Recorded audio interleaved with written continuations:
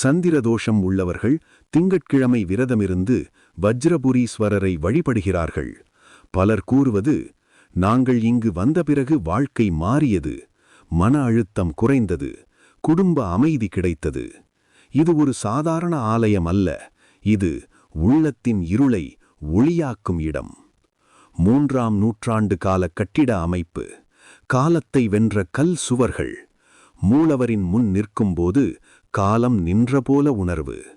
ஆச்சரியம் என்னவென்றால், சில இரவுகளில் கருவறை உள்ளே குளிர் அதிகரிக்கும், வெளியில் வெப்பம் இருந்தாலும் அது சந்திர சக்தியின் அடையாளமா அல்லது 1000 ஆண்டுகளாக காத்திருக்கும் ஒரு மறைந்த ஆற்றலா?